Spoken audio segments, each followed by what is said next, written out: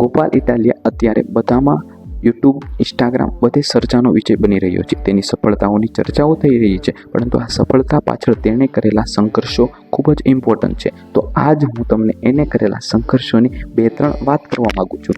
તો સૌ પ્રથમ તેઓ ગુજરાત યુનિવર્સિટીમાંથી પોતાનો અભ્યાસક્રમ પૂર્ણ કરેલો છે. પછી તે કોન્સ્ટેબલ તરીકે અમદાવાદમાં ફરજ બજાવેલી છે.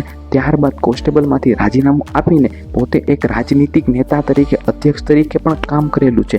આ એક નાના પગલે કરીને આજે તેની સફળતાની ચર્ચાઓ આખા ગુજરાતમાં થઈ રહી છે. તો આના પરથી આપણે એટલું તો અવશ્ય શીખી શકીએ કે આપણું નાનું ડગલું આપણને એક ઊંચા ડગલા સુધી પહોંચાડે છે અને ત્યારથી આપણી કારકિર્દી નક્કી થાય છે. તો આના પછીના સમયમાં આપણે પણ સમાજમાં અને યુટ્યુબ અને ઇન્સ્ટાગ્રામમાં ચર્ચાનો વિષય બનીએ અને આપણી સફળતાની લોકો ચર્ચા કરે, એ માટે આજથી જ નાના કદમ ઉઠાવીને એક મોટા કદમ તરફ આગળ જઈએ. બસ આજના વિડીયોમાં આટલું જ.